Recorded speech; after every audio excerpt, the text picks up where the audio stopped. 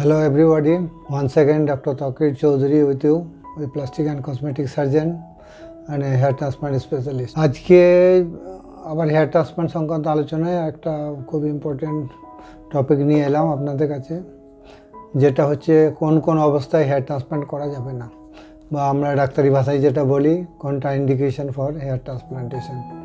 তো কিছু কিছু পয়েন্ট আছে যেটা আপনাদেরকে বলতে চাই। প্রথম কথা হচ্ছে যে খুব সিভিয়ার হেয়ার ফল থাকলে কিন্তু ট্রান্সপ্লান্ট না করাই ভালো। হেয়ার ফলটাকে আগে আপনাদেরকে কন্ট্রোল করতে হবে। হেয়ার ফল কন্ট্রোল হয়ে গেলে তারপরে আপনাদের হেয়ার ট্রান্সপ্লান্ট করা যাবে। সেক্ষেত্রে আপনাকে ডাক্তারের পরামর্শ নিয়ে কী করতে হবে কী না করতে হবে সমস্ত ডাক্তারবাবু আপনাদেরকে বলে দেবেন।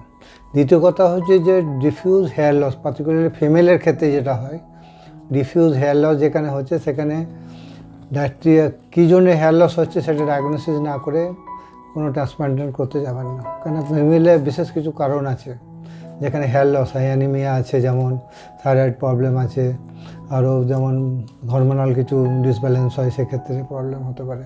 সুতরাং সে সমস্ত ডায়াগনোসিস না করে সেগুলো ঠিক করে না করে ট্রান্সপ্লান্ট করাবেন না। এরপরে যেটা হচ্ছে যে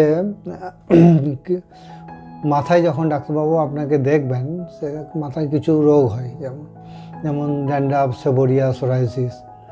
ড্যান্ড্রাফের তো সেরকম কিছু প্রবলেম হয় না, কিন্তু সেবোরিয়া, সোরাইসিস যদি অ্যাক্টিভ লিশন থাকে সেক্ষেত্রে ট্রান্সপ্লান্ট করলে এগুলো ইমিউনোলজিক্যাল প্রবলেম, সেক্ষেত্রে ট্রান্সপ্লান্ট করলে এগুলো রেজাল্ট ভালো না হতে পারে, বা গ্রাফটেড টেক আপ নাও হতে পারে, বা ডিজিজ যেগুলো আছে অলরেডি সেবোরিয়া, সোরাইসিস সেগুলো বেড়ে যেতে পারে। সুতরাং এক্ষেত্রে আপনাকে আগে ট্রিটমেন্ট করাতে হবে, সমস্ত কিছু কন্ট্রোল করতে হবে, তারপরে আপনি হেয়ার ট্রান্সপ্লান্ট করতে হবে, মানে স্ক্যাল্পটাকে পুরোপুরি নর্মাল করে নিতে হবে। তৃতীয় আরেকটা যে কথা হচ্ছে, দেখবেন যে অনেক সময় কিছু পেশেন্ট আছে প্যাচি হেয়ার লস নিয়ে, যেগুলোকে আমরা অ্যালোপেশিয়া এরিয়াটা বলি, এটাও কিন্তু ইমিউনোলজিক্যাল প্রবলেম। এক্ষেত্রেও কিন্তু যদি কোনো ট্রিটমেন্ট না করে, ওগুলো কন্ট্রোল না করে আপনি যদি ডাইরেক্টলি পেশেন্ট এসছে আর যদি ট্রান্সপ্লান্ট করে দিন, সেখানে ইমিউনোলজিক্যাল অ্যাটাক হয়ে ওই হেয়ার ফলিকলগুলোকে নষ্ট করে দিতে পারে। সুতরাং আগে ট্রিটমেন্ট করবেন, তারপরে এ সমস্ত চিন্তাভাবনা করে পরে করাতে যাবেন। এই হলো কিছু কারণ। আর ব্লাড রিপোর্টের মধ্যে যদি কোনো অসঙ্গত থাকে বা প্রবলেম থাকে, বিশেষ করে থাইরয়েড প্রবলেম বা আনকন্ট্রোল সুগার বা ডায়াবেটিস যদি থাকে, সেক্ষেত্রে কিন্তু এগুলো সমস্ত ক্ষেত্রে কিন্তু উন্ড হিলিং বা গ্রাফট টেক আপের একটা প্রশ্ন এসে যায়। এগুলো যদি সমস্ত ঠিকঠাক না করে, ডায়াবেটিস কন্ট্রোল না করে, থাইরয়েডের প্রবলেম কন্ট্রোল না করে যদি করেন, তাহলে কিন্তু গ্রাফট টেক আপ নাও হতে পারে। সুতরাং এই সমস্তগুলোকে কন্ট্রোল করে তারপরে আপনি ট্রিটমেন্ট করাতে পারবেন বা হেয়ার ট্রান্সপ্লান্ট করাতে পারবেন। যদি পেশেন্টের কোনো আনরিয়েলিস্টিক এক্সপ্রেশন থাকে, যেটা আপনি পেশেন্টের সঙ্গে কাউন্সিলিং করার পরে যদি আপনি বুঝতে পারেন, যে ডাক্তারবাবু বুঝতে পারেন যে পেশেন্ট এমন কিছু চাইছে যেটা ট্রান্সপ্লান্ট দিয়ে করা সম্ভব নয়, সেক্ষেত্রেও কিন্তু এগুলো কিন্তু ট্রান্সপ্লান্ট করার বিপক্ষে যায় বা কন্ট্রাইন্ডিকেশনের মধ্যে আসে।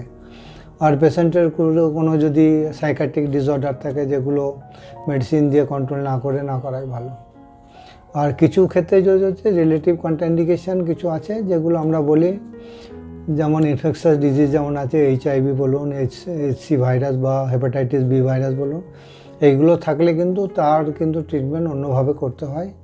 তার জন্য আলাদা কিট থাকে, আলাদা থিয়েটার থাকে, সমস্ত কিছু মেজার নিয়ে এই সমস্ত অপারেশনগুলো করতে হয়। ডাইরেক্টলি আপনি নর্মাল ওটিতে এই সমস্ত অপারেশন করতে পারবেন না, যাতে কেন কি এগুলো ইনফেকশাস ডিজিজ একজনের থেকে অনেকজনের মধ্যে ছড়িয়ে যেতে পারে।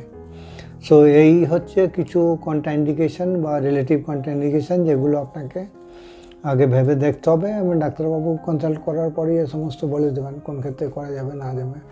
এই সমস্তগুলো মেনে চললেই ভালোভাবে যদি আপনার সার্জারি করা যায়, তাহলে ট্রান্সপ্লান্ট নিশ্চয়ই সাকসেসফুল হবে। তো আজকের মতো এই থাক এই কন্ট্রাইন্ডিকেশন সম্বন্ধে হেয়ার ট্রান্সপ্লান্টের।